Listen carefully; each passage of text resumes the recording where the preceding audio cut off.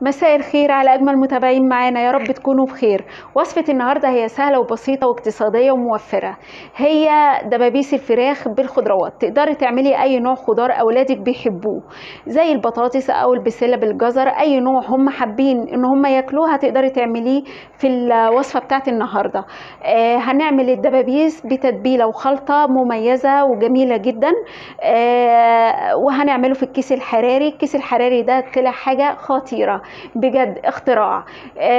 هنقدر نعمله. هيطلع اللحمة معانا مستوية، الفراخ مستوية، وهيطلع معانا الخضار مستوي.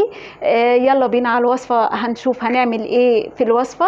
بس قبل ما نبتدي الفيديو، لو اول مرة تشوفوني، انا اسمي علا. ما تنسوش تشتركوا في القناة ولايك وشير لو عجبكم الفيديو، ويلا بينا على الوصفة.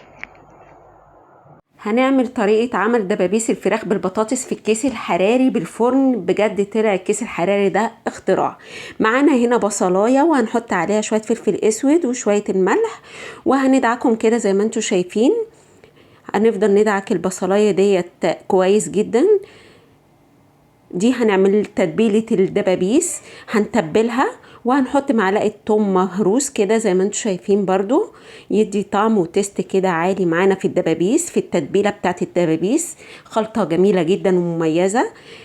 هنمسك بقى الدبابيس وندخل فيها الخلطة، البصل بالفلفل الاسود.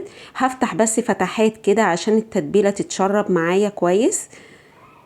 وهندخل التتبيله كده زي ما انتم شايفين بالبصل في الدبابيس. هجيب شويه طماطم زي ما انتم شايفين كده. احنا ضاربين طماطم في الكبه، مش عصرينها، ضاربينها بس كده ضرب، عايزينها مجروشه كده الطماطم.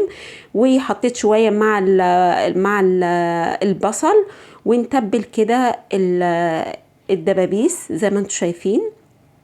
هنفضل ندعكها كده ونمسش فيها بحيث ان التتبيله كده تدخل. وهنحط معلقه كده من دبس الرمان، بتدي برضو طعم وتست عالي كده في الدبابيس. بتخلي الدبابيس او اي تتبيله عامه، الدبس الرمان بيخليها تحفه هايله. بحب احطها في كل التتبيلات، اللحمه او الفراخ. هنا كان معايا بطاطس قطعتها. تقدري تعملي اي نوع خضار زي ما قلتلك. قطعتها بس سميكه شويه عشان تستحمل معايا في الفرن. هنحط التوابل بقى معانا، بابريكا وسبع بهارات، معلقه صغيره من كل حاجه. معايا مكعب مرق دجاج هنحطها كده. وهنحط 3 حبات كده من الحبهان، بيدي طعم وتست جميل. وهنحط شويه ورق، يعني ورقتين 3 كده من ورق الرورة. وهنحط معانا سنة قرفة، يعني ربع معلقة صغيرة من القرفة. بجد بتودي الطعم حلو قوي، مش هتبان بس هتدي تست حلو. هنحط بقى بقية الطماطم اللي احنا ضربناها في الكبة. هو حوالي 4 طماطمات او 5 طماطمات. وهنقلب كل الكلام ده كده في بعض زي ما انت شايفه كده، وهنفضل نشرب فيها كده. على فكره انا سبت الفراخ كان حوالي ساعه كده تتبل بالبصل الاول بالثوم اللي احنا عملناه، وبعد كده جبت الخضار وحطيته عليه. كل ما تقعدي طبعا الدبابيس في التتبيله اكتر بتحلو اكتر. هنا جبت الكيس الحراري بقى، ورحت حاطه الدبابيس بالبطاطس بالطماطم بالخلطه التتبيله اللي احنا عملناها دي كلها، وهندخلها في الكيس زي ما انت شايفه كده بالظبط. بجد يا جماعة طلعت طعمها خطير. الكيس الحراري ده سوى جدا الدبابيس والبطاطس ما اتهرتش معايا، وبجد طلع طعم وتست هايل، ومتحمرة منها فيها كده، وكان طعمها بجد رهيب. عايزاكم تجربوها وتقولوا رأيكم ايه في الكومنتات. وهنا قفلت، هنا كنت هقفل الكيس الحراري.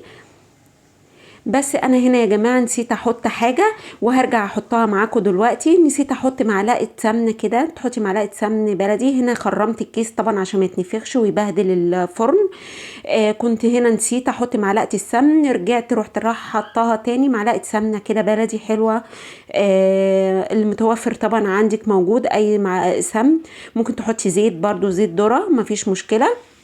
وهنا كنت حطيته في البايركس، وجبت الميه السخنه. لازم تحطي ميه سخنه، وهندخلها هنا الفرن على درجه حراره 200 في الرف تحطيها تحت شويه، وبعد كده تحطيها في الرف اللي فوق، او لو الفرن بتاعك مش حامي تخليها في الرف اللي تحت.